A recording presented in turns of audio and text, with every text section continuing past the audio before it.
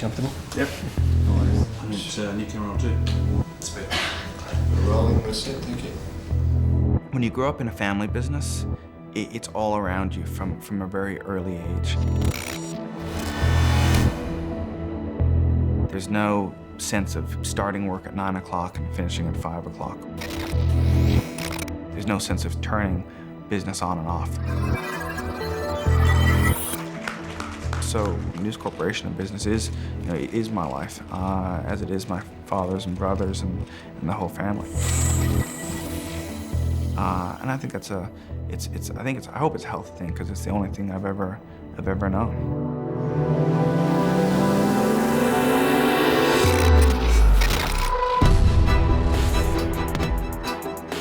Everyone sort of likes the idea of a soap opera, and the reality is really not that. We actually are a very close family. I love my brothers, I love my sisters. We're a normal family. We just have a bit of a spotlight on us. I think that all of Murdoch's children, their stories are about proving themselves to their father. Lachlan's story is the happiest story. All Lachlan had to do to prove himself to his father was to be Lachlan, to be adoring, to see the world the same way Rupert did. That was Lachlan's ace in the hole in the succession fight. A recent New Yorker article about your brother. Malcolm Murdoch is the chosen son, the CEO of Fox Corporation, the ultimate boss at Fox News, but he operates almost entirely in the shadows. What drives Lachlan? Paddy, I'm not his psychiatrist. I think Lachlan is someone who you wouldn't want to underestimate. I think some people have underestimated Lachlan, and I think underestimating Lachlan's a mistake. Good morning. Any comment at all on the proceedings? Any comment, Mr. Murdoch? Lachlan wins the crown, but he finds himself estranged from his family. It reads like an episode of Succession. Rupert Murdoch is facing off against 3 of his children in a legal fight that could decide the future of his conservative media empire. Rupert wants to give sole control of his right-wing media juggernaut to his like-minded son, Lachlan. Mr. Murdoch, are you confident of victory? Rupert set this up to be a fight between his children. So there's a lot of poignant family drama mixed up in this very corporate, very global fight. But this is still, at the end of the day, family. And now it's really broken.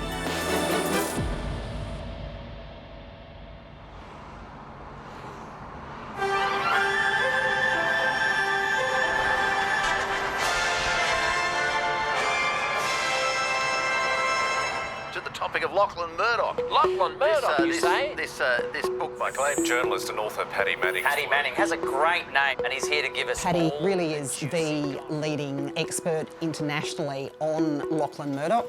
The Lachlan Murdoch biography, the successor. Manning's unauthorised biography of Lachlan Murdoch is making headlines around the world. He wrote a biography of Lachlan Murdoch and made a podcast on Rupert Murdoch. And his PhD thesis is on 100 years of News Corporation in Australia.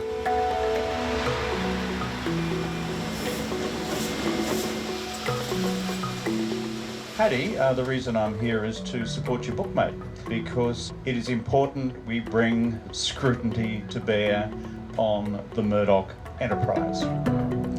People in politics are frightened to take on Murdoch directly. The Murdoch media, Murdoch Senior, Murdoch Junior, Murdoch period. And it is not an irrational fear.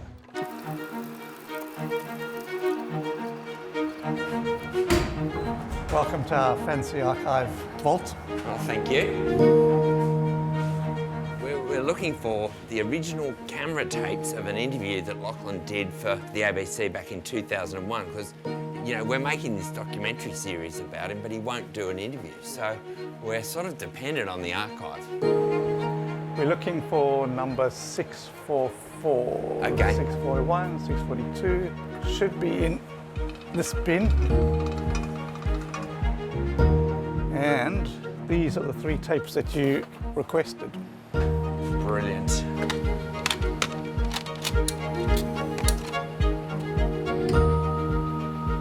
That looks like Holt Street. I reckon I've been in there. you're a product of an international culture. Yeah, I think that's right. And you know, I was born. I hate to say this because I'm embarrassed, but I was born in London, and grew up great part of my life in the early years in the U.S. Picked up this bloody accent, which I wish I could get rid of, but I can't. And I've always felt from the time I was a very young child until now that we are Australians living overseas, expatriates.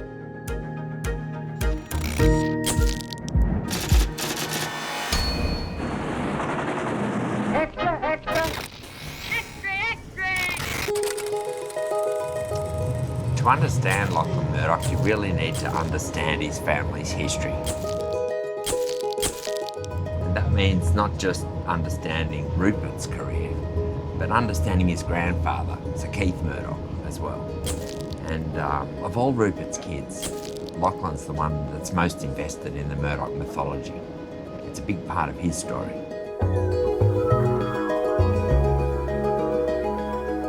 Sir Keith Murdoch was undoubtedly one of the enigmas of Australian journalism, being described variously as tyrannical, humane, narrow-minded, a great liberal, power-hungry, and a true patron of the arts. I wish I had met Keith Murdoch, but he died long before I was born. My grandfather was a journalist. That was all he wanted to be from the time he was a very young boy. That was despite the fact that my grandfather was painfully shy and had a serious and often debilitating stammer. In 1921, he took over editorial control of the Herald. He would turn a modest company into one of the world's largest evening newspapers. He was uncompromising and correct in his belief that the media not be controlled by any elite, be they social, political, or economic.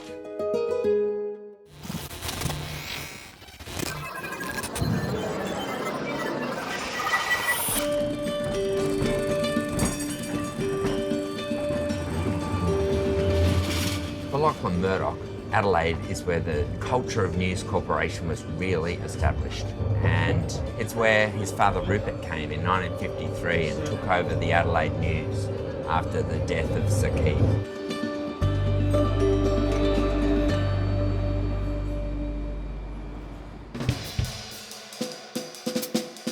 Newspapermen aren't soft, and young Rupert certainly didn't look very hard with his round face and socialist ideals. However, violent tremors soon were felt all over conservative Adelaide, when it became known just how single-minded Murdoch could be. Well, there it is, old son. Very different today, very different. 4 years ago. Hey.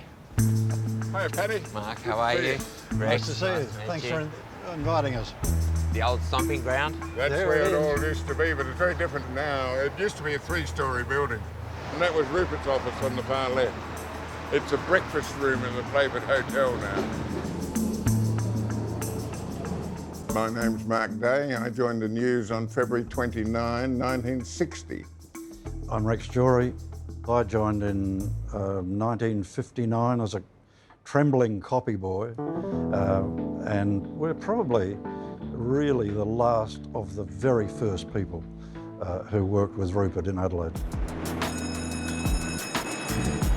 You gotta remember, Adelaide, the Adelaide News was the #2 paper in the market to the Adelaide Advertiser, so there's also this underdog culture. The News Corporation still, I think, operates best as an underdog when we're uncomfortable and when we're really striving.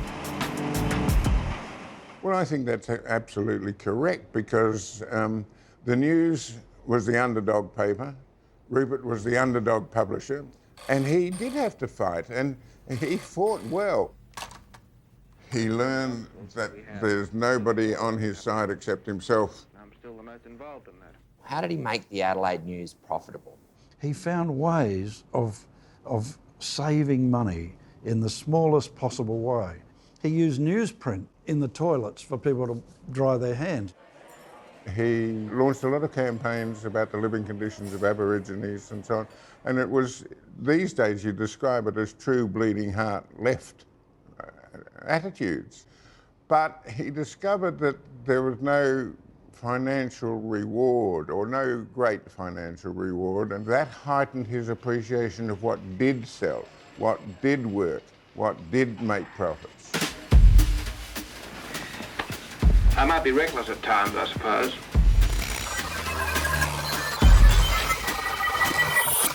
Murdoch's entry into Sydney was both swift and dramatic with the $2 million purchase of Cumberland Press. He consolidated the position with the Daily Mirror and Truth, promptly renamed the Sunday Mirror. He had a sign up pinned on the wall for all of us cadets, make it bright, tight and right. He wasn't ever an intimidating presence in the newsroom.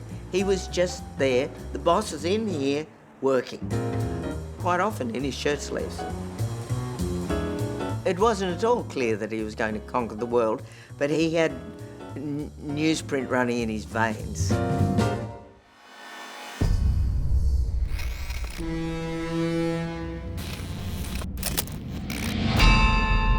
I find Rupert a very gentle man. He's very compatible. He's a generous man. He's also highly idealistic, which I think is something that most people don't understand. Tell us about Anna Torv. How did you meet her? Well, she applied to become a cadet and we just became friends. I liked her and she liked me, and yeah, we became buddies. Her father was Estonian, her mother was Scottish, and the family came to Australia when she was young and lived in Blacktown. She put her hand up and became the editor of the Cadet magazine. And in that job, she had the chutzpah to ask for an interview with Murdoch. She was absolutely smitten with him. Then Rupert started the Australian and Anna moved to Canberra with Rupert and they moved in together. Why did Rupert launch the Australian? Because his father said there's got to be a national newspaper. I think the Australian has given Rupert a national voice, which in turn is national power. Do you like the feeling of power you have as a newspaper proprietor? Well, there's only one honest answer to that, of course, and that's yes.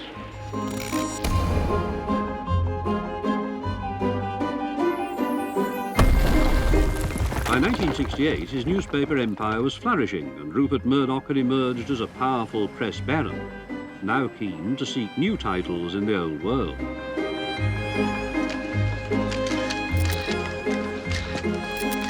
Rupert Murdoch clearly understood that Fleet Street was the place to be. It was a place where, if you owned a newspaper, you could make an awful lot of money. In 1968, when he heard about the fact that the News of the World was available, it opened the door for him and he leapt through. One of his first moves at the News of the World was to rehash something called the Profumo affair, a big sex and politics scandal. And it looked as if he was taking the News of the World even further down market. London began to notice Rupert Murdoch. He bought the failing Sun newspaper at a giveaway price, transforming its image and circulation figures. It's proved to be a gold mine. Some critics claim it has lowered the standards of Fleet Street. I'm not ashamed of any of my newspapers at all. And I'm rather sick of snobs who tell us that they're bad papers, snobs who only read papers that no one else wants. The combination of a down-market News of the World, the fact that he ran lots of sex surveys and page 3 girls in the Sun, cemented the view of Rupert Murdoch as the dirty digger and a sleaze merchant.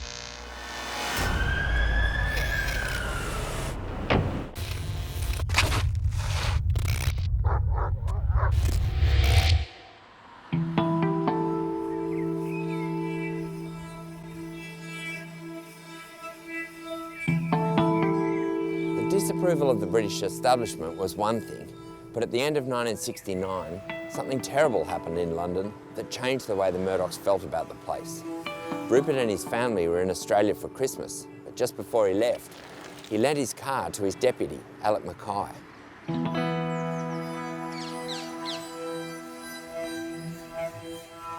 My name is Ian McKay. I'm the son of Alec McKay, who worked for Rupert Murdoch in his UK operation. My father joined Rupert Murdoch just some 10 days before my mother was kidnapped.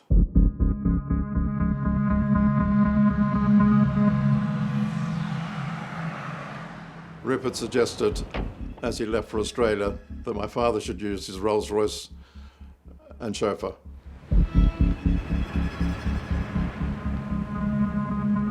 The kidnappers, after seeing the Rolls-Royce outside of the News of the World offices, decided to follow it. These people kidnapped Muriel McKay thinking that was Anna Murdoch.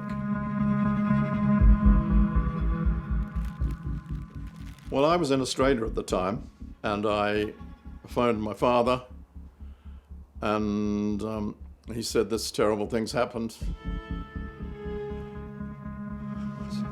Sorry. Mr. McKay, you flew in from Australia this morning. How optimistic are you now? Mother-in-law. Well, of course, so long as one just hopes that she'll be returned as soon as possible. I mean, I'm just so stunned. I don't understand. And the kidnappers were demanding £1 million. 9462656. Hello? Yes. Who's speaking, please? Oh, it's McKay here. Alex, if you want her back, you've got to bring the money, all right? Well, nobody's got £1 million, and I mean, quite frankly, it's ridiculous to talk about it. Give me a few days and... Right, look, you give me 10 years if it were. You might as well kill me now. If you don't cooperate... I'm cooperating, but I can't cooperate with impossible sums. I have this letter here, which is appalling, but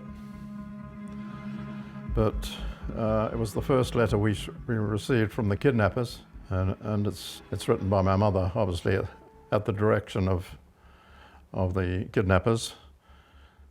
Alec, darling, I'm blindfolded and cold. What have I done to deserve this treatment?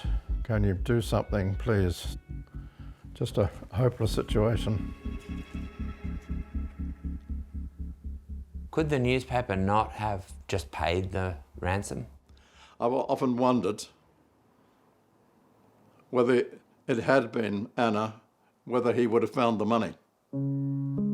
Did Alec ask Rupert to pay? No, he didn't.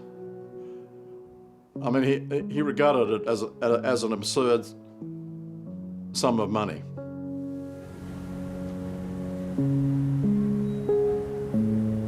The police tactics worked out. They managed to locate who the kidnappers were, and they arrested them.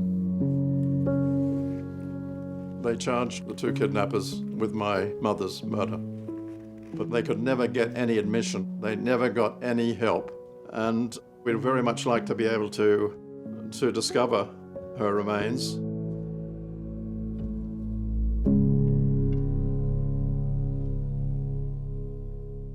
So how was Anna affected by the kidnapping? It certainly affected how Anna thought of being in Britain, and certainly tightened security for her and Rupert.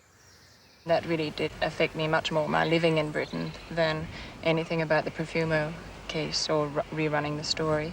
You were the intended target for the kidnappers? Yes. Mm. That must have been a nightmare. It wasn't so bad for us as it was for Alec McKay, but certainly one has to think about it. And it coloured my time there in Britain after that happened. Was that why you left? Partly.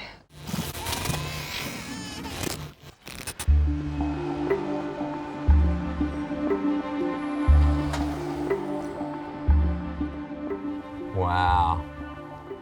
This was some prestige real estate. We've come to London because this is where Lachlan Murdoch was born in 1971. He was the second child of Rupert and Anna. Elizabeth, his older sister, had been born in Sydney. And they also had custody of Prudence, Rupert's daughter from his first marriage, who was about 10 years old by now. I think the Murdochs, you know, they didn't love their time here. And certainly the murder of Muriel McKay really cast a pall over the Murdochs' time in London. So I think Lachlan, even as a really young kid, has absorbed some of that.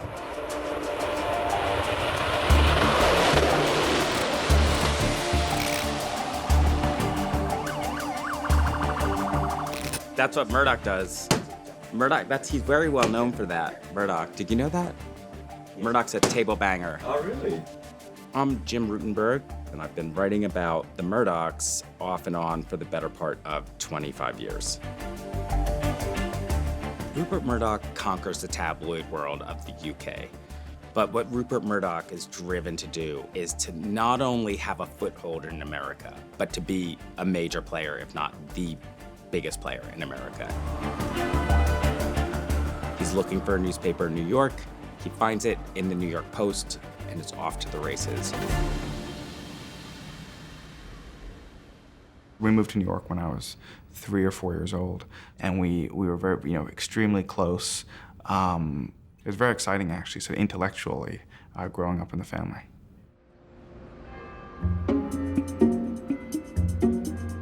America's reaction to Rupert Murdoch was prompted more by fear than admiration. He was seen as a journalistic King Kong let loose among the citadels of American journalism. I remember one cover of Time magazine that had my father as King Kong on top of the World Trade Center with a little plane trying to shoot him down. And that was the first memory that I have that, well, the other dads at school weren't on the cover of Time magazine portrayed as this monster. To be the child of someone very much in the public eye and in public controversies, children do pay a price for that. How would you describe your dad? Well, different from what the newspapers say and the TV shows. Well, I think that the papers and the shows about him and stuff make him look a little like too mean and dark and sinister. And really, he's a really nice person, a fun person. Sometimes, Yeah. When you behave. Let me ask you this question, and that's a wonderful admission that you just made. Tell us about your dad. You see him like nobody else sees him. Tell us a little story. This is another witness for the defense. All right, go ahead. We're talking about your father. I'm Stanley Siegel. And you know your brother, and of course you know your father, right? Tell us about your father a little bit. Tell us the best thing about your dad. Best thing? Yes. Let's see. Well, he always likes to go camping with us, and we're going camping after the Olympics for a week. Does he spend a lot of time with you? Yes. Liz and James and I would come up to breakfast before we had to get the bus to school, and all the papers would come out. And my dad would be handing out stories to us and say, read that, or see this. Or he'd say, look at that headline, that's a shocking headline, and that's badly subbed. We were like 7 years old and 8 years old. And we sort of began to understand that we were part of the media business. He grew up at the feet of his father, and he saw how it all worked. A young kid. And years later, I went to a dinner, and in the middle table, there sat Rupert with Lachlan next to him, and Lachlan had one of those tiny little reported notepads, and he was assiduously making notes as Dad was speaking to him. And Anna looked over and said, isn't that sweet? He's acting just like his dad.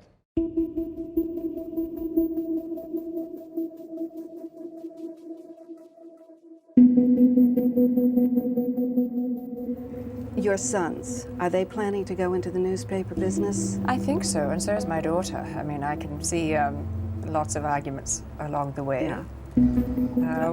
Who knows what will happen? Rupert always wanted one of his kids to run the empire the same way his Keith had wanted him to run it. But Anna knew it was going to be trouble, and she said it in here.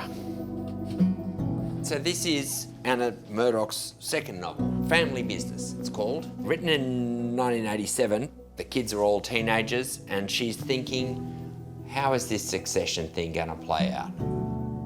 Yarrow McLean, the key character, who is, I think, broadly the Rupert Murdoch figure, has 3 kids, has the newspaper business, and there's this great line in here. I've called you all here this morning because I have something important I want to say. I thought you would come to trust and respect each other. I thought that responsibility would teach each of you humility. I was wrong. It taught you greed and disloyalty and hatred. I've decided for the sake of peace and harmony to sell McLean Publishing. Anna, the book Family Business. I wanted to show the breakup within the family, that I think power and money can actually affect sibling relationships. I think Anna's advice in this book is don't bother trying to hand it on to the kids.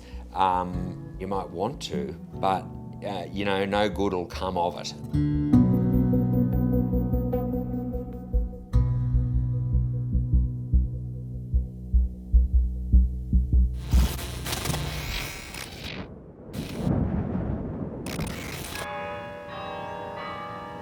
Princeton University, an Ivy League college among America's finest. Lachlan graduated from here last year, majoring in philosophy. I chose a school near New York so that I could get back and see my parents quite regularly. At the time, I was doing a lot of sports. I was doing a lot of climbing specifically. He was a quite striking presence in class, although rather quiet. He was very intense, very thoughtful, very kind. But my impression is that he was rather isolated as a student because of his interest in rock climbing. I studied philosophy and specifically sort of ethics, but I wasn't a great student. I tended to leave everything to the last minute, so I'd be finishing up my essays and at the last second of the morning they had to be due in. That's the journalist in you, perhaps, isn't it? Absolutely, that's right. Pushing those deadlines whenever I can. Lachlan's thesis was on Kant, a German philosopher, and more particularly his conception of morality. My own impression is that his interest in ethics was mainly related to making himself the best person he could be. It was a fine thesis, not an exceptional thesis, but a good thesis, an interesting one. Well, there was a graduation dinner in New York. Rupert made a very short speech just to say that he was proud of his son, but then the younger brother, James, made a speech which was very funny, where he, I think typically for him, made it kind of a joke and said, well, we're all celebrating Lachlan, but I've done actually much better than him. And then went on to list all the goofing ups he may have done during his youth that were much better, much bigger than what Lachlan had done. I realized at one stage I had to make a decision as to what I was gonna do. And I was actually at the time reading one of the biographies of Sir Keith, and I thought about his life, and I had a unique opportunity. So I thought, how could you not take up that opportunity to be a part of the larger community and to play a role which hopefully you could bring a lot of good to. After Lachlan graduated from Princeton, Rupert sent him to Brisbane, home of the family company icon, Queensland Press. I'm very pleased about it, but it'll be a test. I work as hard as I can to do as much as I can, and I'll take one challenge at a time. There seems to be a lot of focus on who will be Rupert Murdoch's successor. Do you think that could be you of the 4 children? Oh, I can't think that far ahead. I work on Queensland and I do the best job I can in Brisbane. The There was a clear plan that each of the kids would move into the company, just as it was ordained and inevitable that Rupert himself would take over from his father, Keith Murdoch. All right. Thank you very much. These are the facts of life in the Murdoch family.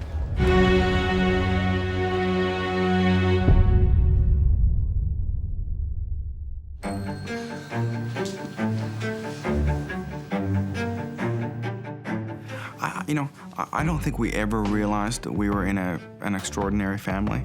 And I still think, in many ways, we're not in an extraordinary family. We're an ordinary family with ordinary family issues in perhaps extraordinary circumstances. We love getting in debates. It gets to a point where sometimes family members will have dinner with people, and if no one's really talking about much or no one is enjoying a debate, we'll start taking positions against each other we don't really believe in, but we just want to cause some excitement. I'm conservative economically on the economics of the policy. I'm more liberal on social policy. What I do find is that when people tell me to think a certain way or that I should think a certain way, I'm more inclined to think a different way. Who is Lachlan Murdoch? Well, it's a good question. God, people are complex, right? He's my friend. Intelligent, incredibly family-oriented, conservative. There's nothing wrong with that. Who are you most like of your mother and father? I don't know. I think hopefully I'm a mixture of both. Yeah, hopefully I've got my mother's looks. When I think about Lachlan, I think about someone who is still in his father's shadow. Lachlan Murdoch is the son of the biggest and grandest media mogul in history. If his name was Lachlan Smith, we'd never be talking about him. Lachlan Murdoch is enigmatic. Excuse me, Mr. Murdoch. Can I ask you who you're endorsing for the election? He hasn't allowed us to see him. Want to walk off to one? Okay. Despite some of our best efforts. Lachlan Murdoch is more conservative than his dad, but less interested in politics. And he doesn't want to be in the political fray the way that his dad did and does. I think the question of who Lachlan Murdoch is, it's a tough question to answer, because the answer, from my perspective, in my opinion, is kind of scary. He sits in such a position of power and influence without really caring or being grounded by very much or anything. A lot of damage can be created as a result of that. I think he did crave an admiration from his father. I think he was looking to have a successful media empire on his own. Where's my money? 25 cents for the New York Post.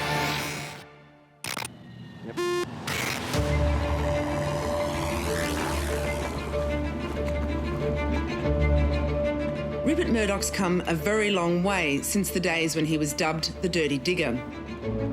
Now in his mid-60s, he's thinking about succession. Who will control the empire when he goes? Rupert Murdoch's a family man, and he wants the Murdoch dynasty to pass to his children. But which one? Hello, Mr. Murdoch. Hello again, how are you? What's going to happen to the News Corporation when you die, Mr. Murdoch? You're a lot better. Is your son Lachlan the natural heir apparent? Well, I've got another son and a daughter, and we'll have to see how they work it out. I hope not fight it out, but I certainly, it would be very nice. It's every father's natural desire to see, I think, his children follow him if they're up to it, but they've got to prove themselves first. I have two younger brothers, and I have an older half-sister who's older than me by 10 years. My youngest, James, is the 22-year-old, and he has just started his own record company and is a very good graphic artist. The middle of us, Lachlan, who's 24, is in Australia right now, working in newspapers.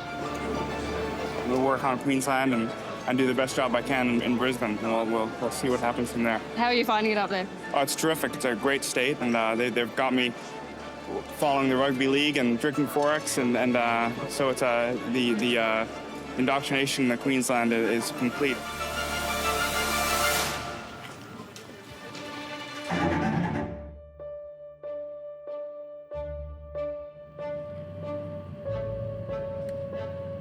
So we're off to see James Packer in his hotel suite in Vegas. And I'm pretty nervous, to be honest. It's an important interview for us. James Packer and Lachlan Murdoch have had some real ups and downs over a relationship that spans 30 years. You know, they see each other every couple of months, and they are close. I think he can really shed some light on who Lachlan Murdoch is. James, nice to meet you. Paddy, Thank you for nice to meet you too. Nice to meet you. I first met Lachlan in the mid-90s. Lachlan and I are born on the same day, September 8, but I'm 4 years older than him. So I think I was probably 26 or 27, and he was probably 22 or 23. And Super League happened, early on in our relationship. Drives in and gets hit and stunned by Roberts. Super League was really the blooding of Lachlan Murdoch, his first chance to prove himself to his dad. What was it all about? Well, it was about rugby league being sort of ripe for a takeover, really. Thanks a lot, mate. It was recognised as being a piece of content that was going to work in this new world of pay television. So News Corp went after it. The proposal, an elite 12-team national competition to begin in 1996. On the one side, you had Foxtel, News Corp, the Murdochs. Morning, everybody. On the other side, you had Optus, the Australian Rugby League, and the Packers.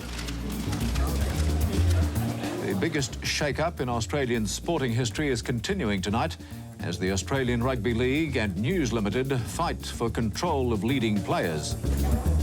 Both Lachlan and I were involved in signing players. We'll be looking at grounds and facilities, housing for players, training facilities and equipment, so that the whole gamut.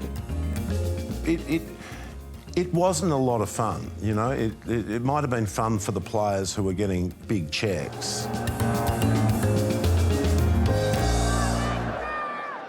Lachlan explained to me what they were hoping to achieve with Super League. I named a figure, and then quite literally they came back with a much bigger figure. And I think I went in and signed a couple of days later. Every game will be like a grand final. I believe players perform better when the pressure's on. Ripped off! Ripped off! Put Rupert Murdoch back in bloody America where he belongs, mate. Because he shouldn't come in here and ruin our bloody game. Players loyal to the ARL will be given new financial incentives to stay. Money put up by Optus and the Packer family's Channel 9. True? Have you lost the players to the Super League? No comment, mate. There were two sides and they were at each other's throats for a while. Was the relationship strained at that point? Yeah, the relationship was strained. The relationship was strained. Lachlan's in his early 20s. He's thrown into this civil war. How was he coping? Oh, he was always incredibly calm, he was incredibly patient, he was always incredibly willing to listen. I'm like, don't you sweat? Well, we feel we need to press ahead because we're all about the original vision, and the original concept is to press ahead.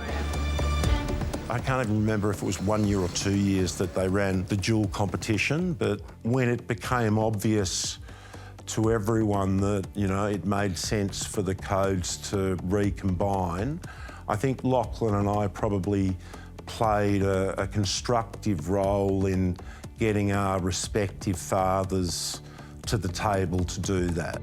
What the fathers couldn't bring themselves to do, the sons did. After a couple of years of sometimes bitter warring, the Murdochs and the Packers are friends again.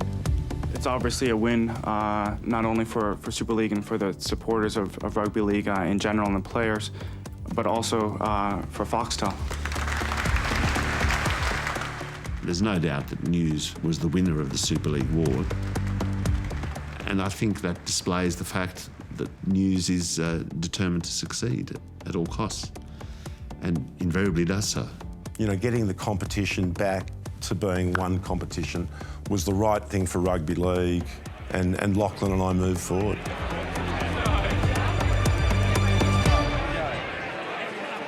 I first met Lachlan when he came from Queensland down to New South Wales, to News Corporation. Certainly he was thrown at the deep end and was given job after job after job, which he did pretty well. How was his rapid rise viewed? Everybody knew that you know, having the surname Murdoch meant he was going to take over. Set and rolling. I'm Peter Wilson, a former deputy editor in charge of the news gathering process on The Australian.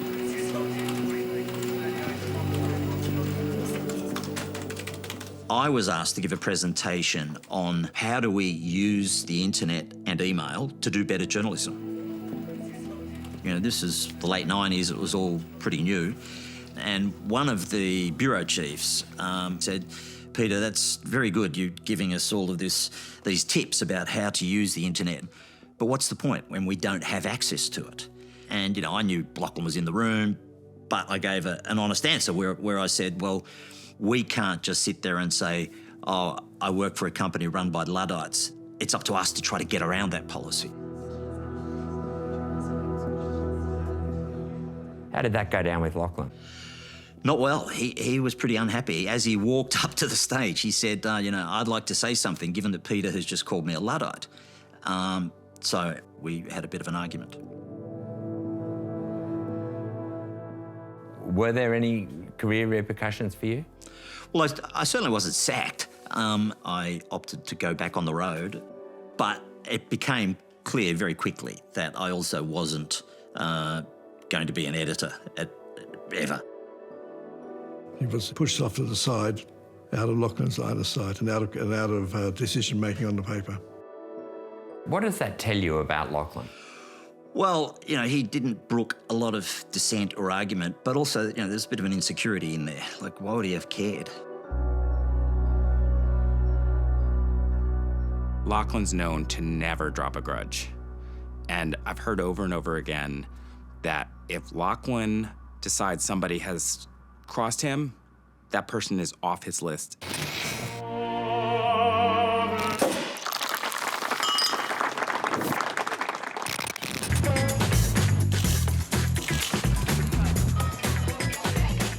I first met Lachlan as part of the scene in the 90s in Sydney that was very much driven by fashion, film, the magazine industry. He had the spiky hair, the tattoo. He was groovy. He was cool. I quite liked him. He was a very engaging young man. There was a kind of softness about him, as though there's a stronger influence of Anna. We ended up training together and we kind of became friends, like we'd grab meals and whatever and hang out. Yeah, he was just a mate. There were rumours about his sexuality at that time. What did you make of that? Lachlan was gay. I wish. I would have married him.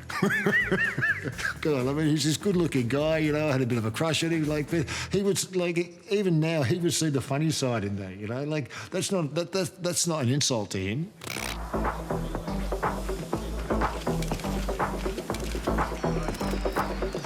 Sarah O'Hare attracted a lot of attention during the 90s because she was fast becoming one of Australia's supermodels. So tell me what it feels like to be the Wonder Bra model. It's so great. It's so much fun. But she never had airs and graces about it. She was always just a hard worker who did the job. How are you going in the supermodel stakes? Like, you know, in the pecking order. How's that going? Yeah, oh, Sarah, this could be it. Was that Lachlan? Yeah. How is he? It's good. Things Thanks. going well? Yeah, very good, thanks. Have I got any chance with you at all? Nah. One of the things that I noted when Sarah started going out with Lachlan was how much Sarah reminded me of Anna. The beautiful blonde, down-to-earth, intelligent, discreet, charismatic. And I looked at them and I went, oh my goodness, Sarah O'Hare, Anna Murdoch. Lachlan's marrying his mum. The Murdoch clan has gathered at the family's property near Yass for what's been labelled the wedding of the year, with eldest son Lachlan marrying supermodel Sarah O'Hare. People went nuts. You know, it was like a royal wedding. Just before 12, father and son emerged for a quiet lunch at a restaurant in the nearby village of Wee Jasper. How are you feeling, Malcolm? Good, good. Not so nervous about this? No, everything's going to clear up and you'll be fine. The bridal dance at the wedding came up. Lachlan and Sarah walked out and they started doing this dance, but it was a bit daggy and it got a bit awkward for you. You could almost feel like people going, oh, this is not good. Anyway, then the lights went out and the lights came back on and this tango music came on and they were like, dun-dun. It was amazing. It was the setup, right? Like, it was just amazing. I did this amazing dance, this choreography that was incredible. Like Lachlan's flicking Sarah over and the dresses going over. It was like, yeah, they're great for each other. What are the things that matter most to you at this stage of your life? My wife, Sarah. But I realized I married above myself, so you know, the more time I spend with her, the better it is for me, which is great.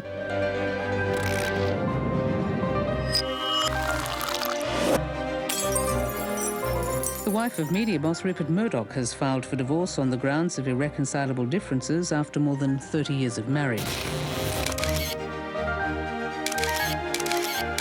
Australian-born media magnate Rupert Murdoch has tied the knot for the third time. Mr Murdoch married 31-year-old television executive Wendy Dung aboard his luxury yacht in New York. In some sense, we were quite honestly very surprised by it, but at the same time, we had our own relationships and understood that sometimes the world isn't perfect and that people can grow apart. I really need to go and talk to David Laser. This is the cover story, the interview, the world exclusive interview that he got with Anna Murdoch, the only time that she sat down with the reporter after the divorce from Rupert and gave a substantial interview. David Laser is still getting approaches from journalists all around the world about this one interview that he did because she's never spoken again.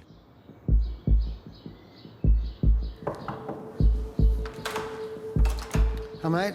David. Nice to see you, Paddy. Yeah, it's a pleasure. Oh, and here's Anna. There she is. I thought she should probably be sitting between us when we talk. What Anna wanted to convey was that Rupert had lied about the breakup of the marriage, that Rupert was having a relationship with Wendy during their marriage and that this was what led to their separation and then divorce, and that she didn't want to separate. What did she tell you about the succession question? I think she wanted to make sure that the children of Rupert and Wendy would not have the controlling shares in the company. That inheritance, that succession belonged to hers and Rupert's children, Elizabeth, Lachlan and James. Which is interesting in a sense because that was the other huge concern she had, which was that the children, you know, Elizabeth, James and Lachlan were all going to get played against each other. And she worried about that because how do you follow Rupert's act? And what's that going to do to the relationship between those three?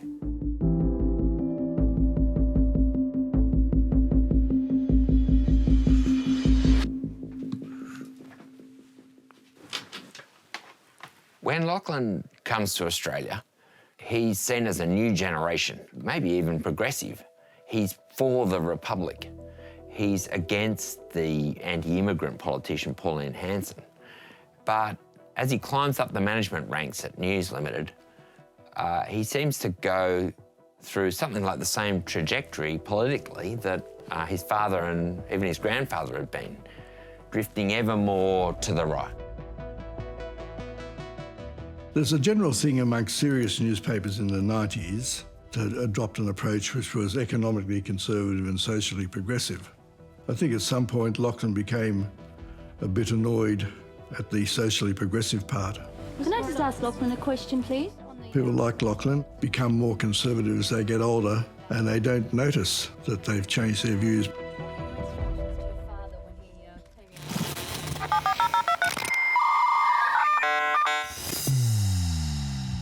Take 790 for the bidding. Stop! Stop! Stop! Lachlan's in his 20s and he's dead keen to prove his business credentials to his father as much as anyone else. So when James Packer comes to him with a business idea, Lachlan's open to it. What Super League demonstrated is if the families worked together, we could make things happen. Together they went off to see Rupert and persuaded him that News Corp should invest hundreds of millions of dollars in this new mobile phone company called One.Tel. One.Tel looked good, but it was an investment they'd come to regret.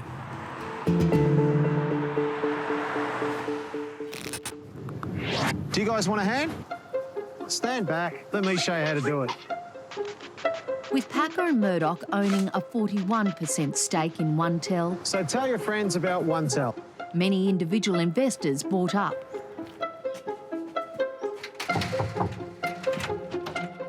Good morning. Jeff. Oh, Paddy, yeah. How are you? Yeah, good, thanks. Can I come in? Yeah, come in. Yeah, come in. My name's Jeff Phillips, and I was the biggest One.Tel dealer in Adelaide in 1999-2000. Rupert Murdoch was one of my heroes. Yeah. What are we looking at? A bit less. With people like that and their ability to do deals, One.Tel had to be a winner. One.Tel reported a loss of $132 million for the 6 months to December.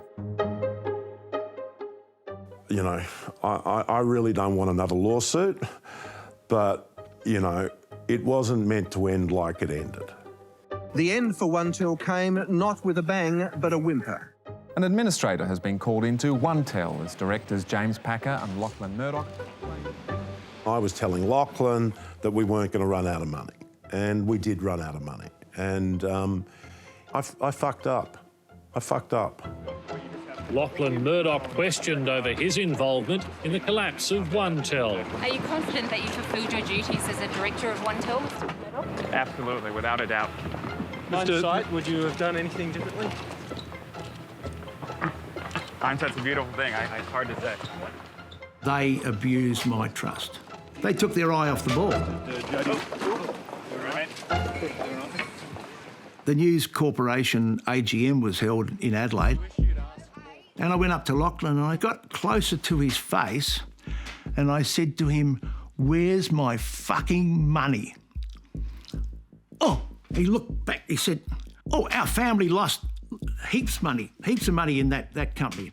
I said, "Mate, you could afford it, I couldn't." Good luck. The Murdoch family are close, and it's always very supportive. Mistakes are made, and as a family, they come together and move on past it. You know, I had a breakdown. Lachlan was incredibly kind to me. One of the things that made me love Lachlan was One.Tel went broke at the end of May 2001. And September 8, our birthday, 2001, was Lachlan's 30th birthday. So Lachlan's giving a speech, and in the middle of the speech, he says that I'm there and it's my birthday and he wants to wish me happy birthday. And it was one of the most moving things that's ever happened to me in my life. Lachlan was incredibly loyal to me. He saw that I was hurting, and that's something that I'll never forget. Tonight, red across the boards. World markets bleed as the dot-coms burst. When the tech wreck happened around 2000, it was scary times. I was on the board of directors of realestate.com.au. We were running out of cash and we had to raise funds to stay alive. So I called Lachlan Murdoch. One.Tel had just happened, but he didn't hesitate. He just came back and he just secured it in a 24-hour period. When you look at the relatively small amount of money they invested, $3 million, and you look at the current value of the business, it's been an extraordinary investment for Lachlan. REA is the best media deal ever done in Australia. Our family company, we had 10% of REA. And so Lachlan said, you know, we'd like to buy your 10%. I can't remember, it was probably 6 months or a year after One.Tel. I wanted to be helpful because, you know, One.Tel had been so bad. But let me be very, very clear about one thing. I never thought that 10% stake that he bought from me for $10 million would be worth $2.5 billion.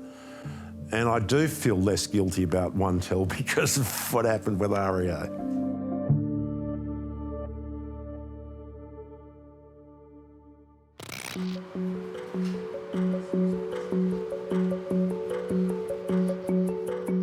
Holt Street, Surrey Hills. This is the nerve centre of the Murdoch media in Australia. I used to work here, actually, 20 years ago. At the turn of the century, Lachlan was at a crossroads. He was happy running News Limited here, but he knew that if he wanted to continue to rise up the ranks and eventually take over the Murdoch media and be the successor, he would have to be where the money and the power was, and that was New York.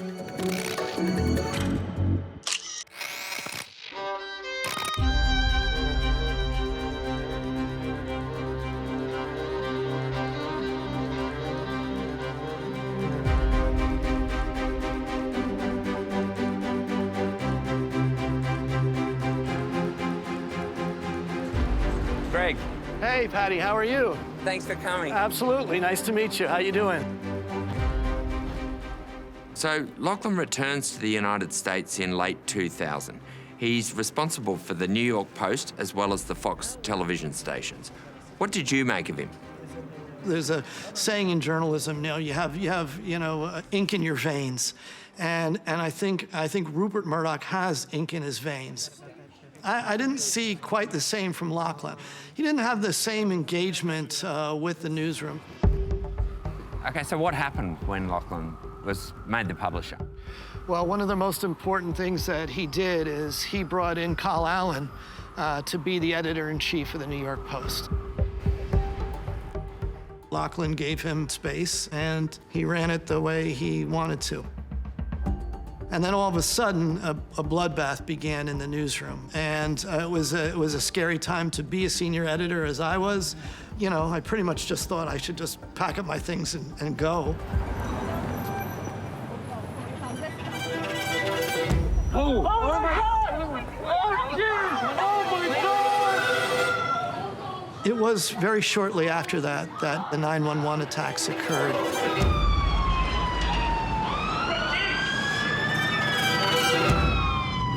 There was no time for firing or hiring or anything like that. It was just all hands on deck. When Lachlan came to New York, Rupert threw him in the deep end. He was going to have to prove himself against real sharks, and there was no bigger shark in Rupert Murdoch's stable than Roger Ailes, who was incredibly successful running Fox News. Just a week after September the 11th, an already rattled America was shaken by a major bioterrorist attack. The New York Post was sent an envelope with anthrax in it. Lachlan decides we want to keep everybody calm. We don't really know if this is real. Is it a hoax? Let's get to the bottom of it. Roger Ailes, on the other hand, rushes into his newsroom shouting, "We're under attack, we're under attack," and gets his people to start reporting it right away. Lachlan sees this, and he runs down to the Fox newsroom and in front of Ailes' troops tells Roger to calm down. Ailes bites his tongue, nods along, but is seething. The next day, Ailes demands a meeting with Rupert Murdoch, who immediately apologizes. Rupert has backed Roger over Lachlan and is the beginning of a devolution in his relationship with his father. You would like to have a member of the family succeed you? right? Yeah, You've said I think that's a natural either sons or daughters you'd like to have. They've got to prove themselves too. So far, they're showing great promise. And Lachlan here on my left is supervising something like 60% of last year's huge operating profit. So, they're starting well. Let's see. Have your dad ever had this conversation with you? Someday you'll run this company. Honestly not. I think that what he does and what he does with all his executives is throw them into the deep end. I'm not a psychiatrist, as you know, but is part of this have some psychological element of proving to Dad how good I am? It's not necessarily wanting to work in the company to impress my father or anyone else, but it's just saying you want to do the best you can do. By 2005, Lachlan had lost a number of battles with his father's top executives. Roger Ailes had gone over Lachlan's head to talk to Rupert. And Rupert said something that got back to Lachlan, and that was, don't worry about the boy. Lachlan decided he's out. Not only is he out of the company, he's out of the country. He flew back to Australia to set out on his own.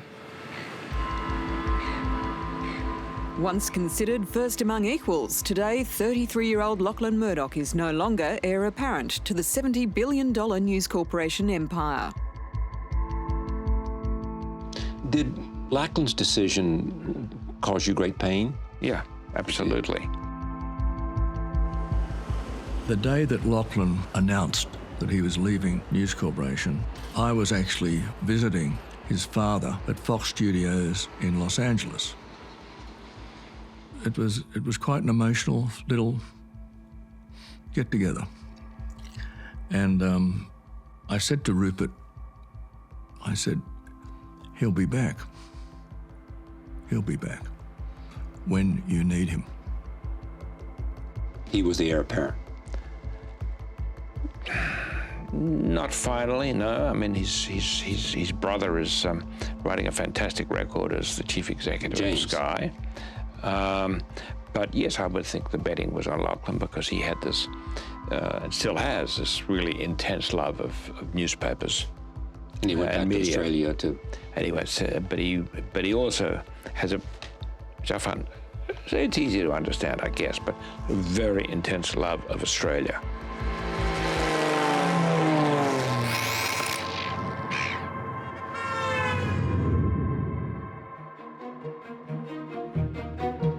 For a time, Lachlan was really frozen out in Australia.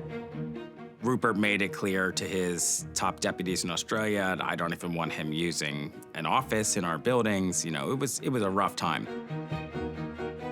Lachlan started a company and did a fantastic deal on buying 2 radio stations. A fantastic deal. Lachlan Murdoch has emerged as a major media player in his own right in Australia. He took the radio station Nova and made it into a $500 million company. So he didn't need the News Limited tag to be successful. He did it on his own.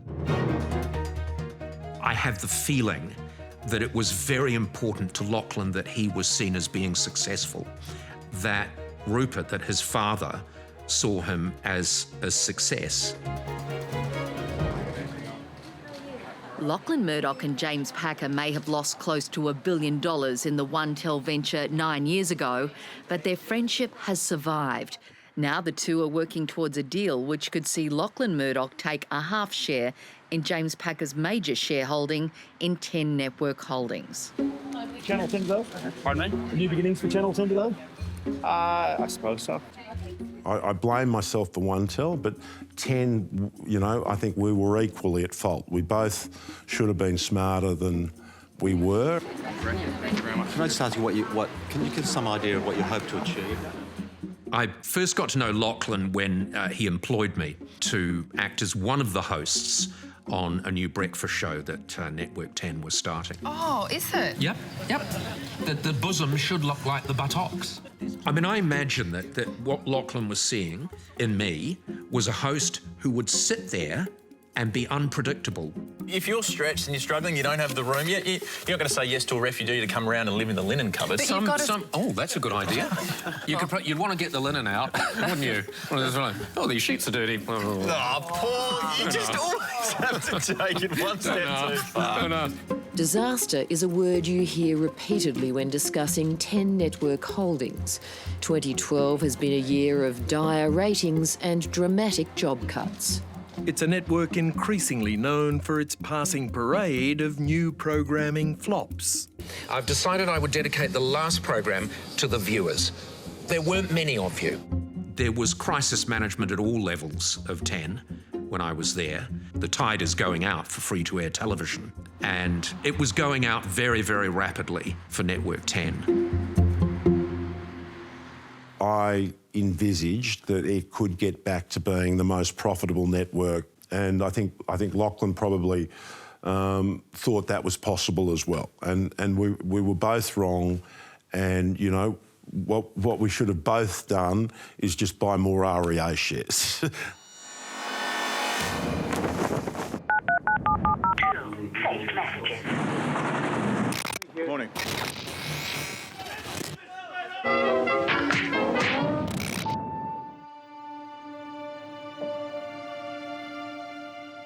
James, at that point, had taken over the pole position to succeed Rupert. But James was never Rupert's cup of tea. James was more moderate, perhaps even liberal in some respects. Rupert really wanted Lachlan, who got Rupert, got the business, and had the populist right-wing sensibility. Lachlan's way back into the company comes through an unexpected door. And that is when the family newspapers got into trouble in London through a hacking scandal. Truth has been in short supply as the hacking scandal has assumed a life of its own outside the control even of the Murdochs. The phone hacking scandal was the discovery that members of staff at the News of the World had been listening in to mobile phone messages in order to get stories. When it was just the rich and famous being hacked, there was interest but not anger. All that has changed, with allegations the practice was widespread and included murder victims Millie Dowler and Jessica Chapman and Holly Wells. Mr. Chairman, thank you very much. And first of all, I would like to say as well just how sorry I am and how sorry we are to particularly the victims of illegal voicemail interceptions and to their families. As for my... Before you get to that, I would just like to say one sentence. This is the most humble day of my life. Thank you. James Murdoch's reputation was completely annihilated. You must be the first mafia boss in history who didn't know he was running a criminal enterprise. Mr. Watson, please. I think that's inappropriate. I mean, people have interpreted your comment about profit without purpose. I think it's a truism. Elizabeth Murdoch was quoted in public, often being critical of what had happened. What do you think about how James and your father ultimately handled the crisis as it unfolded? I don't think anybody would say that it was textbook perfect. I think it split the family asunder. Rupert can't have been happy that James had failed to handle it. The most important thing it did was it brought back the possibility, which had previously receded, of Lachlan Murdoch returning to a position of power within the organisation. As job offers go, it doesn't get much bigger than this.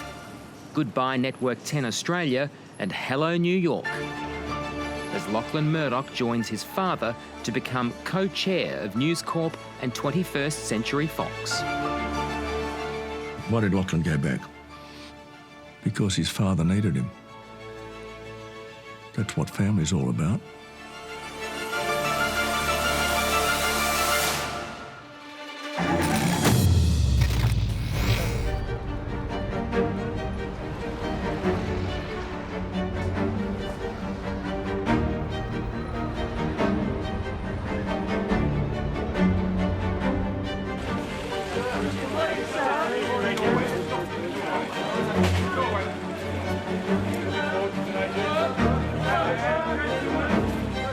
So this is 2016 in London.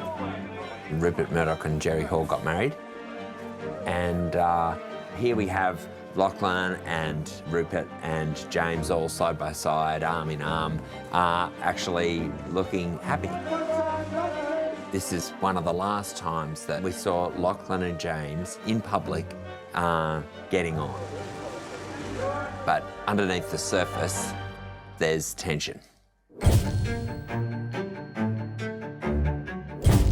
Lachlan left News or Fox in 2005, I think it was, and he was out on his own for 9 years. And so there were times that it looked like James was going to be the successor. I think, you know, there were times when Liz's star was shining bright as well.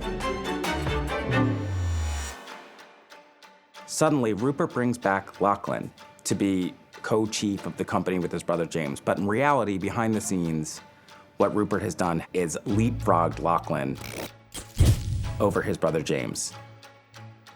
It seemed to me from the outside that Lachlan was first amongst equals. I think Rupert's always had a soft spot for Lachlan.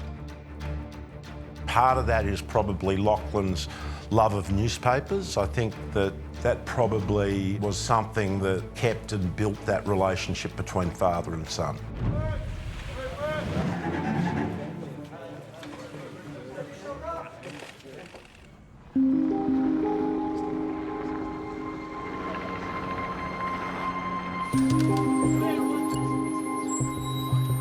I spent over 23 years working for Fox, and I worked with James and Lachlan, and you know, the topic of succession was obviously out there a lot, and I think there was a sense that it really was a meritocracy, and whether it was, you know, one or both of them, they'd figure it out as time went on. The only reason James accepted these new terms with his brother above him in the corporate hierarchy is because James was convinced that Lachlan was never going to really do the job, that Lachlan would rather be sailing. But his assumption that his brother would just stay out of the way and take the title and do nothing else was incorrect. I must get in. We've got to get in. So. Okay, can I ask you a quick question? No, thanks. Not in charge of it. No, thanks. There was only one time that we know of when the two brothers really did come together to do something major. A sexual harassment scandal is rocking the world of cable news. Gretchen Carlson, who until recently was an anchor for Fox News, is suing the channel's powerful CEO, Roger Ailes. In the summer of 2016, a series of sexual harassment allegations broke about Roger Ailes. I do think Lachlan looked at it as a way to maybe finally get rid of Roger Ailes, who had said horrible things about him, mocked him, was very open in his disdain. With Roger Ailes, what we were able to do is go in, we hired an independent law firm to go in and investigate all the allegations. And then if you find credible evidence of wrongdoing that doesn't comport with your values or what you aspire your values as an organization to be, you have to take decisive action, no matter how senior or fancy or profitable the person is.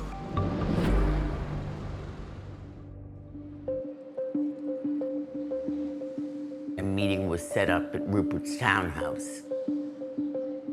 Lachlan came to the meeting. James did not come to the meeting. Rupert ran the meeting, but Lachlan was very much in line with his father. Blockbuster shakeup at Fox News after 20 years as the network's chairman this morning. Roger Ailes is out. People close to Lachlan have continually insisted he was deeply offended by Roger Ailes' behavior, and I have no reason to doubt that. But they say in the same breath that this was an opportunity not only for payback, but to clear an obstacle, to get rid of someone who had stood in Lachlan's way as Lachlan's trying to consolidate his own power.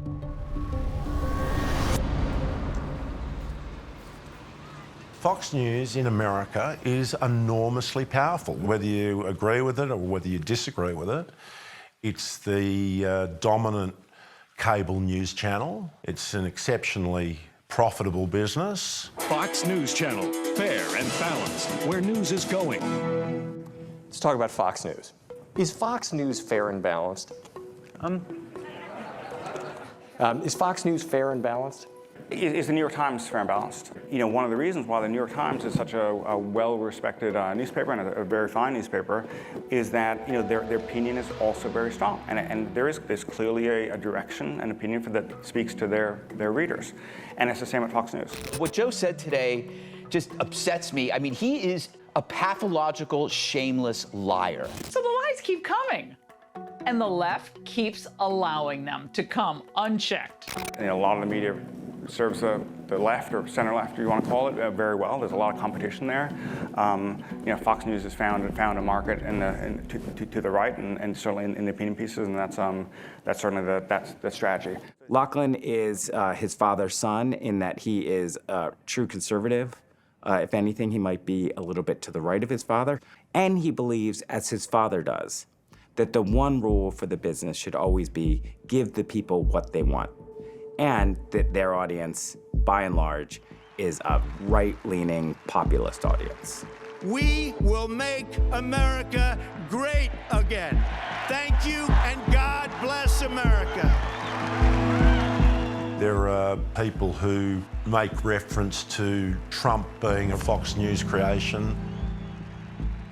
I guess there's probably some truth in that, and I guess that, again, goes to how powerful Fox News is in America. And how do you feel about the fact that President Trump likes your network so much?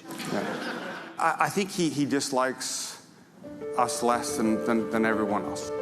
He joins us now by phone. Thank you so much for being with us, Mr. President. Well, good morning, and I picked a very, very special day because it's Melania's birthday. I think Fox News is many, many things in one. It's a complicated beast.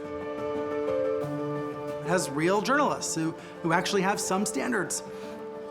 They have a great weather network. I love Fox Weather. But at its core, it's an anti-Democrat, pro-Trump operation. Lachlan could change that tomorrow. He doesn't, because he's on board. He's on board with this political project.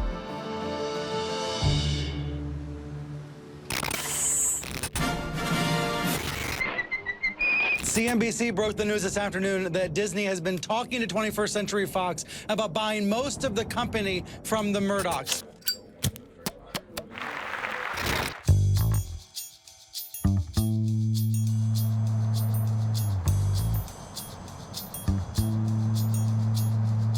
Just take us inside the family. Take us inside Rupert and James.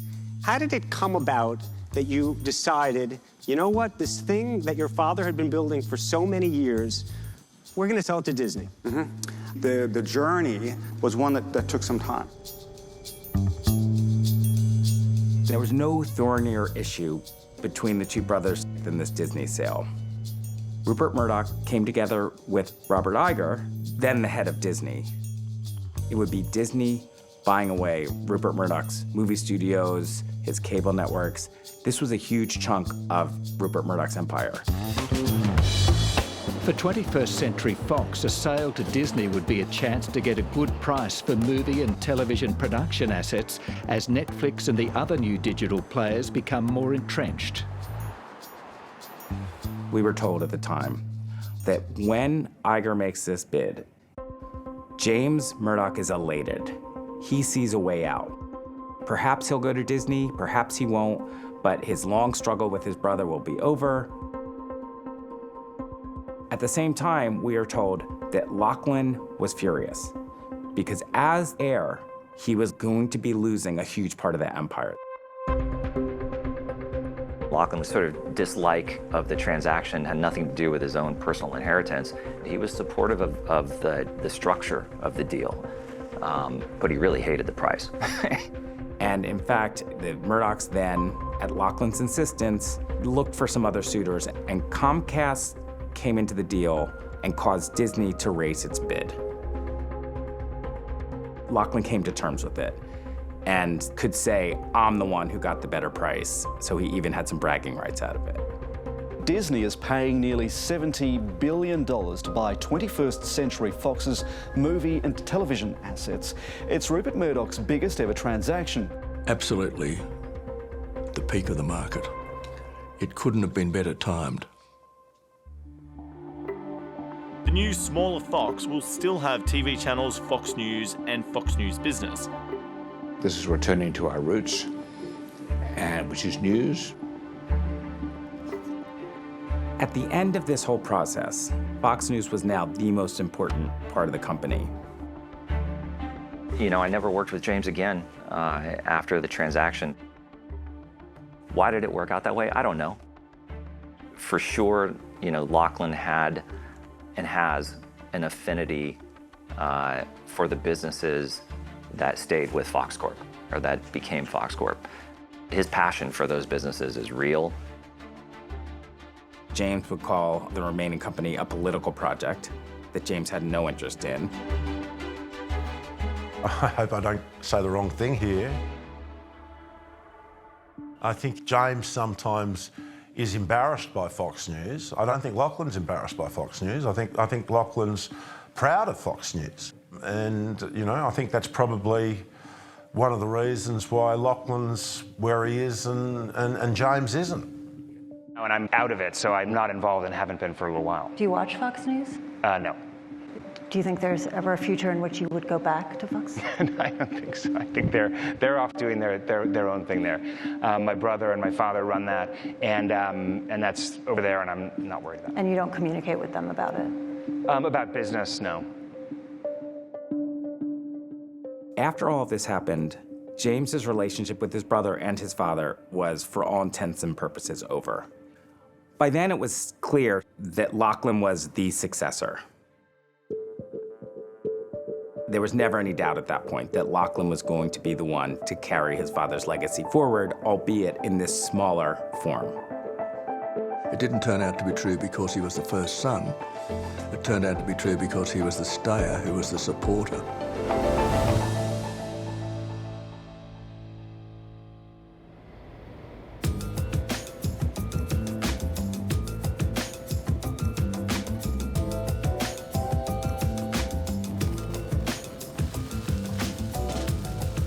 Here we are in Beverly Hills.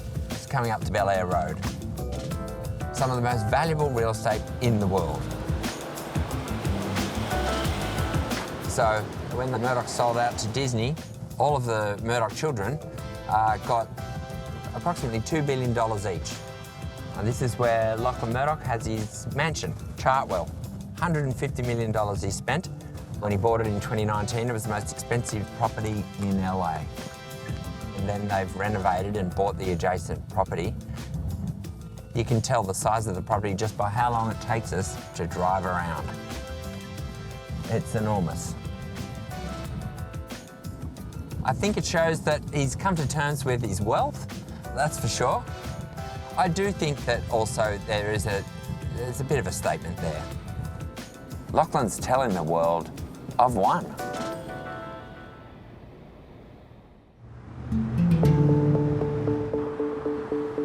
But it's an example of how they some of this stuff is autopilot. So Media Matters is a nonprofit media watchdog organization that started to respond to conservative misinformation in the media. When it was clear that Lachlan was going to take over as the CEO of Fox Corporation, Media Matters commissioned some research into who is Lachlan Murdoch. Yeah. What did you find? When we sort of tried to understand a little bit more about who Lachlan Murdoch was, where he was going, where he would bring the network, what are the things he cares about, I think what really matters is what they do. And what Lachlan Murdoch, just like Rupert Murdoch before him, have done is allowed for more racism, more bigotry, more extremism to proliferate.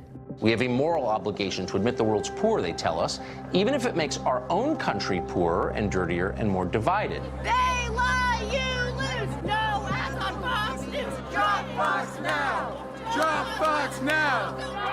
I think Lachlan, he approaches the controversy that surrounds Fox News in the same way that he deals with controversy that's surrounded Fox forever. I think Lachlan just sees that as a lot of noise that comes with running the business. When I think of Lachlan Murdoch, based on all of the research and assessment that I can make, is Lachlan Murdoch is a nihilist. Somebody who doesn't care and doesn't see much of a future that he can shape or be a part of. A lot of damage can be created as a result of that.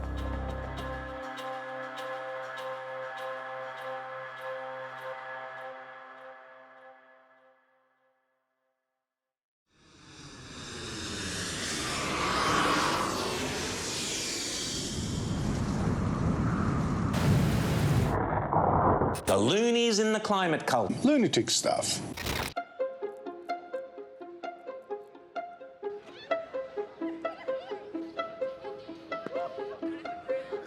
I'm Lachlan Cartwright. I'm special correspondent for The Hollywood Reporter. I go back to Australia to visit my family.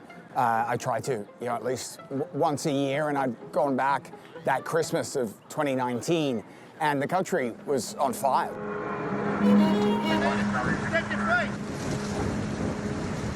And the coverage in a lot of the Murdoch press was not acknowledging or reporting on, the consequences of climate.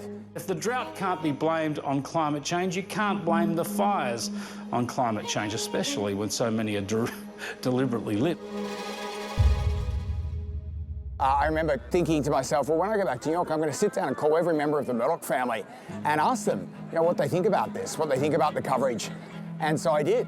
And I reached out to James and his wife, Catherine, and a representative for James and Catherine responded with an absolute dynamite statement. James Murdoch has vented his frustration with his father's publications and their coverage of this bushfire crisis.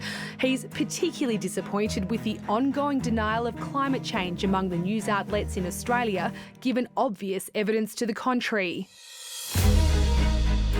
Lachlan and Rupert were incredibly pissed off at James for making these comments, and then subsequently he stepped down from the board of News Corp. Lachlan and James have no relationship. I don't think it's too strong to say that mixed in with probably some perennial brotherly love, there's actual hatred.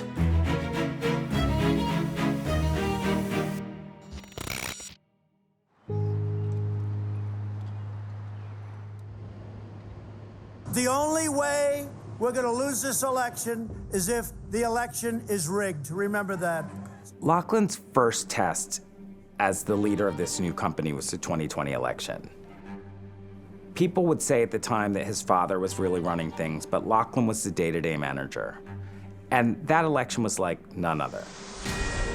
And it is 7 o'clock on the East Coast, which means polls have just closed in half a dozen states. Arizona was expected to be a Trump state, and Fox News was the first to report that Arizona was not going to be a Trump state. This was cataclysmic. You had absolute chaos. The Trump people were calling and complaining. There has been pushback to our call for Arizona to be in the Biden column. But the Fox audience, most importantly, was furious. And the Trump audience, the Fox audience, left.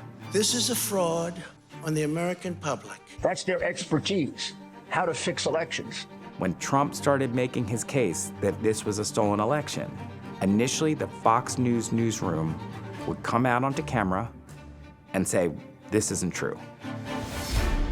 Its opinion people, on the other hand, You have a list of numbers of ballots with only Joe Biden on the ticket. They also used an algorithm to calculate the votes they would need to flip. Some of them were flirting with a conspiracy that voting machines run by a company called Dominion were switching Trump votes to Biden votes. So developing now, Dominion Voting has filed a $1.6 billion defamation lawsuit against Fox News after false claims of voter fraud. We are seeing some new documents now from that billion-dollar lawsuit by Dominion Voting Systems against Fox News. There's hundreds of pages in new exhibits. What we would learn in later court records is that Lachlan and his father started to become increasingly uncomfortable with countering Trump because the Fox audience was tuning out. Just give me 30 seconds. All hands meeting at the Washington Post turned rather testy. Okay, good. Okay, so we want to start with... So we got a trove of documents out of the Dominion case. Yeah. What did they tell us about Lachlan? I feel like through the documents, I learned a lot about Lachlan that I didn't know because he is so private. He keeps his views shrouded in mystery. He doesn't talk about who he's voting for. But in these emails and texts, you can tell that he's cheering for Donald Trump on election night 2020. He talks about votes in Wisconsin looking positive for Trump. Momentum in Pennsylvania looks good. Lachlan's celebrating when Trump is ahead in the popular vote, calling it amazing. So you know where he's where his head's at. Okay, time out. This is a big development. Yeah. The Fox News decision desk is calling Arizona for Joe Biden. So this seems like a key moment to me, how they respond after the MAGA audience defects after the Arizona call. Right. What did you think about these messages, this message here? Yeah. Suzanne Scott, she's the head of Fox News Media, is telling Lachlan Murdoch, I have a plan. I'm going to fix this. She says that calling Arizona for Biden, telling the truth, was, quote, damaging, but we will highlight our stars and plant flags, letting the viewers know we hear them and respect them. Lachlan tells Suzanne this needs constant rebuilding without any missteps. So what does Lachlan mean, no missteps? What does that mean? I think he wants everyone to sing the same song, the same pro-Trump song. He doesn't want any dissenters or critics. He doesn't want the audience to be offended by the truth. All of these comments are driven by fear. It's Lachlan Murdoch fearing the audience is running away, trying other channels, flipping on Netflix instead. He's afraid for his business. He's afraid for his bottom line. We will never give up. We will never concede. It doesn't happen. The Dominion voting system case is the classic example where a lie, We won this election, and we won it by a landslide.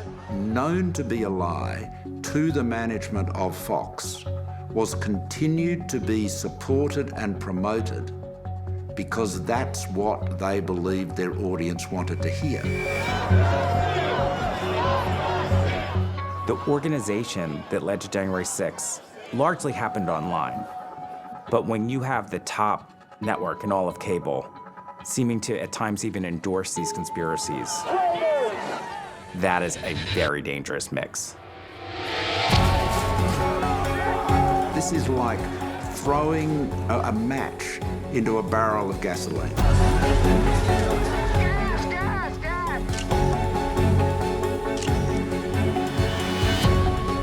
Owning a television network comes with a great deal of responsibility. When lies and disinformation and BS are being spread, owners have a responsibility to stop that from happening.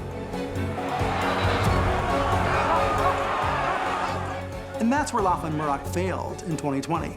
He allowed the big lie to take root on Fox.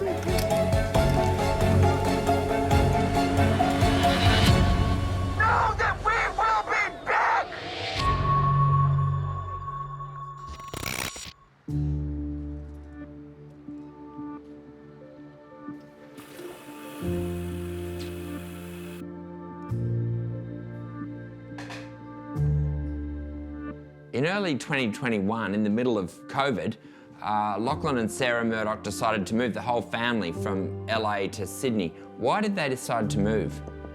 I just know they were far more comfortable raising their children in Australia.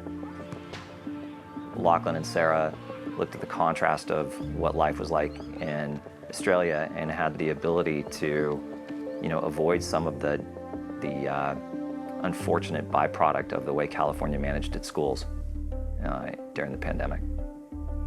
From my perspective, when things got a little too hot here, he left. Went back to Australia.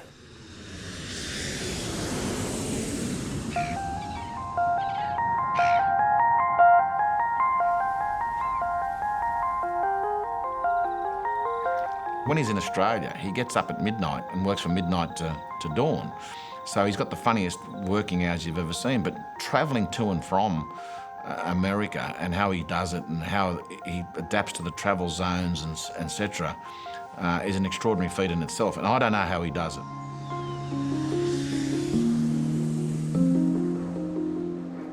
I don't think he has his hand on the wheel enough. I do think that he's an absentee executive from the United States. That is not only my perspective. There are all kinds of rumblings and reporting about that from inside the company. I don't know how you run Fox News from so far away. This is a well-run company with leadership in place and people who are trusted. I'm a Wall Street analyst. It doesn't bother me where someone is situated, right?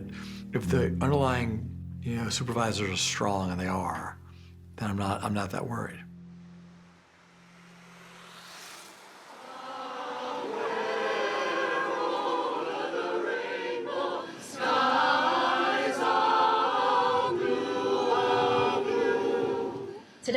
announcing that Lachlan and I, through the Lachlan and Sarah Murdoch Foundation, will donate $1 million to Qtopia Sydney.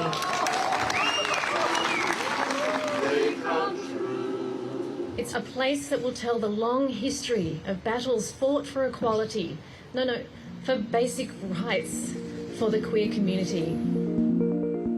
Qtopia is a centre for queer culture and history. Sarah and Lachlan had so championed this, which kind of made the rest of the corporate world sit up and say, oh, this is real, this is really happening. There was some pushback, actually, at Qtopia being part funded by the Lachlan and Sarah Murdoch Foundation. I think one guest in your guest book says this is blood money given how the Murdoch media has vilified our community. What do you say to that person? I say to that, I'm not here to justify News Corp and Fox News' business plan. No, I'm here for Qtopia and what this place represents. That's what's important. Can you separate Lachlan and Sarah from News Corp and Fox News? I absolutely do that. I absolutely, it's not going to surprise anyone. I don't agree with a lot of what News Corp and Fox News put out. And that's not a controversial statement. I sometimes feel like doing these interviews, I was really reluctant to do it because I didn't feel like I have to justify my friendship with Lachlan and Sarah. I do really care about them, and I love them. They're really genuine, good people.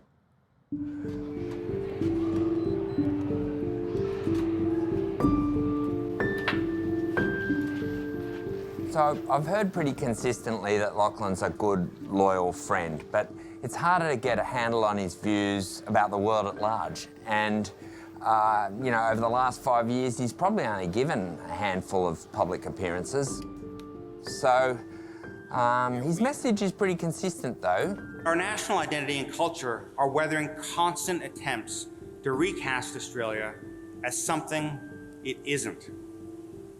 To listen to our national broadcaster, or much of the media elite, is to hear about a uniquely racist, selfish, slavish, and monochromatic country. I mean, Lachlan Murdoch, he's a third-generation media proprietor and a billionaire. By any reckoning, he is the elite. But he wants to cast himself as an outsider, aligned with the people. It's a populist strategy. Ultimately, it's a commercial strategy.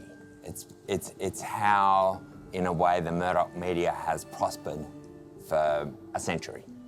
There's one more. Let's have a listen to this.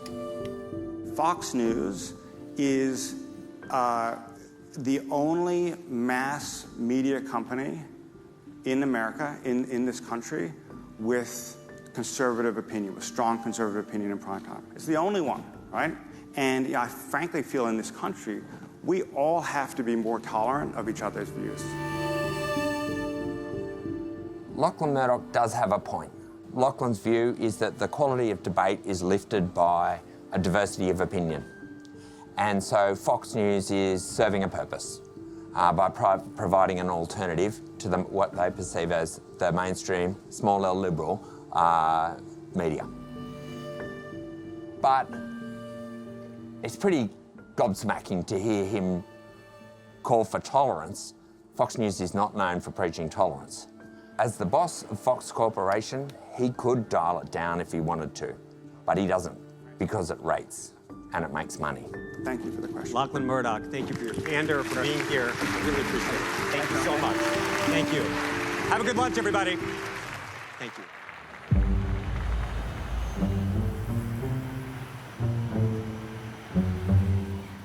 As Australians, we are free to have our own opinions. We should reject every effort to limit points of view, to obstruct a diversity of opinions, and to enforce a singular worldview.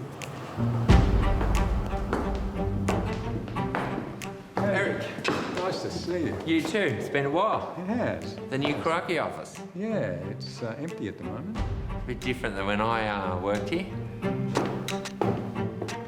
Well, one day a couple of years ago, Crikey published an opinion piece by our politics editor Bernard Keane that was reflecting on the Trump presidency and the attack on the Capitol.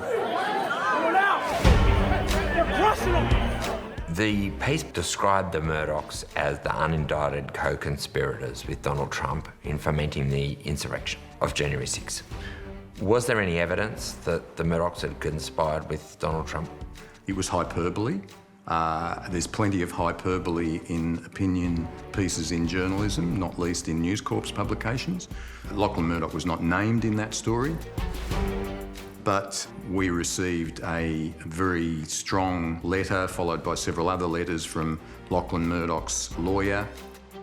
Media boss Lachlan Murdoch has launched a defamation case against Australian news website Crikey. Lachlan's decision to sue Crikey was very ill-judged. It was an attempt on the part of a hugely wealthy man to try to silence a very small publisher. And of course, it backfired massively on him. 8 months after launching the battle, Lachlan Murdoch has dropped it. The development comes days after Fox settled defamation proceedings in the US brought by Dominion Voting Systems. Lies have consequences.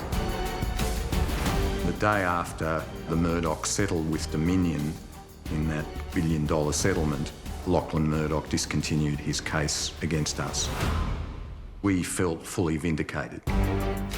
If you are out there espousing all of the values of the free press publicly and visibly, as Lachlan Murdoch does, I think there is a great deal of hypocrisy when you then turn around and sue over something that is just fair comment.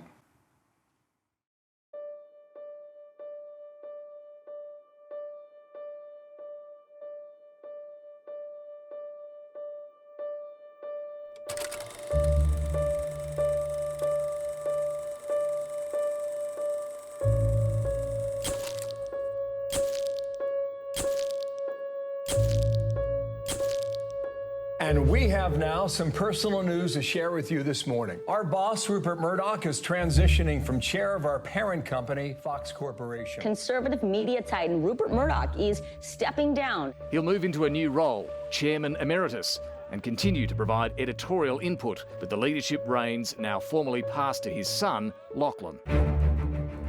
What did you think about Rupert's decision to retire? I think it was a bit premature. I don't think Rupert's retirement materially changes the way that the company ran beforehand. You know, the relationship that I witnessed, particularly over the last, few years, was Lachlan's company. He was running it. I was lucky enough to have lunch with Lachlan and Rupert, just the three of us, a couple of weeks ago. He was sharp, he was impressive. Enjoying his retirement. He had a suit on. Rupert is still spotted at Fox headquarters. He is still seen at News Corp in the hallways. He is still involved, and I don't think it's possible for him to ever fully let go. But what he's trying to do, I think, is empower Lachlan and signal to everybody, both inside and outside, that Lachlan is in charge. I happened to find myself sitting next to Donald Trump at an event, 6 weeks ago, and Lachlan's name came up, and Donald Trump said to me, well, he'd love to get to know Lachlan better, and I mean, he's Lachlan Murdoch.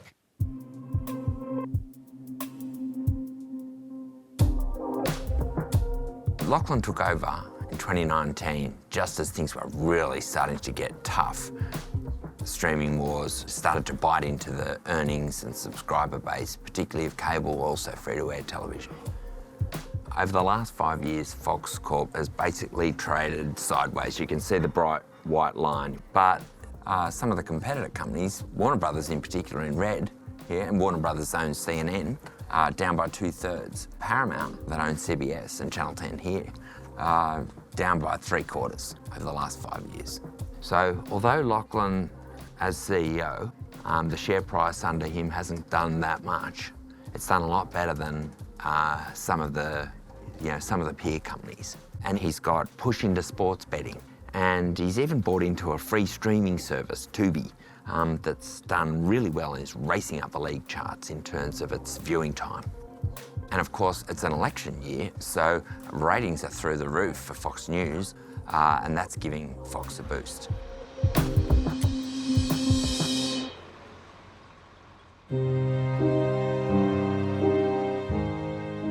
There's obviously been a lot written about what happens when Rupert dies. Under the terms that Rupert set in his will and in the family trust, when he dies, each adult child, there are 4 of them, will have 1 vote. My reporting had found that for a long time, James had been planning to rally his 2 sisters, Prudence and Elizabeth, to his side, and he would take over the company and wrest Fox away from the far-right fringe. I don't know why Liz and Prue would do that if that made Fox News a less valuable asset. I've met James a couple of times. You know, I've met Liz a few times, and I've met Lachlan 100 times. So, you know, I'm Team Lachlan.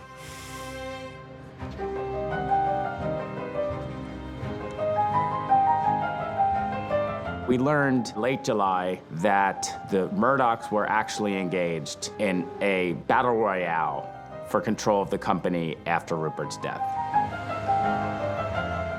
What Rupert was trying to do was to undo that irrevocable trust for one important reason. In Rupert's view, Lachlan is the best steward of the company because Lachlan will bring the best profits to the trust. Rupert's pretty clearly arguing that any change in the editorial direction of the company will be bad economically for the company and therefore bad for the trust. Incredible scenes, actually. I really didn't think it would come to this. I thought they would try and settle without having to go through this media circus outside a courtroom. This is a succession-grade convoy. Here's the siblings, all arriving together. That's a real statement of unity, isn't it? It just shows the depth of the division. That's Prudence and Alistair McLeod. There's Liz, Keith Tyson, her husband. Any comment, Elizabeth? James and Catherine. Good morning. Any comment at all on the proceedings? James, Prudence, and Elizabeth have a very simple case here. That the trust was written to treat all children equally, and now it's not the case. Now one is being advantaged against the rest. So this looks like Rupert. Most perhaps galling of all to the other 3 might be what Rupert was calling this internally, as we understand it, Project Harmony. He's looking amazingly good for 93. Suit and tie, sneakers, 5th wife there on his arm, Elena Zhukova, walking up the steps, unaided. Mr. Murdoch, are you confident of victory? Can't be his happiest moment. Why the secrecy in the case? Why not make it public?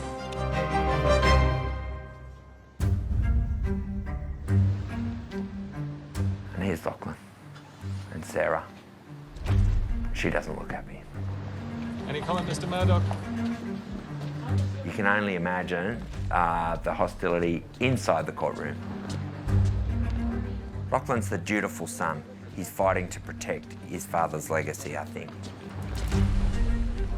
He might not have ink in his veins, but the Murdoch family history is in his blood.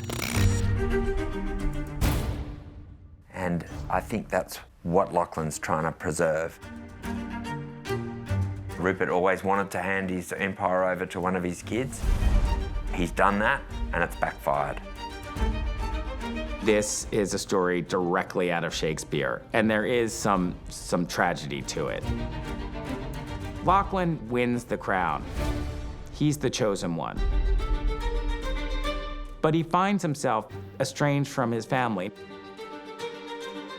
There was a time when he and James and Elizabeth were all very close. This is still, at the end of the day, a family. And now it's really broken. And it's broken over things that no other family would contend with. If you look past the sibling rivalry and the petty tit-for-tat blame game. What is he fighting for here? Is it all just business to Lachlan? Just a way of maximising the value of a certain set of assets, come hell or high water? Any comment, Mr. Murdoch? In that case, he's put his own personal bottom line ahead of his relationships with his brother and sister. They're now mired in a family feud that none of them are capable of resolving. And you have to wonder if this is what we're looking at is a kind of end game here with the Murdoch media empire.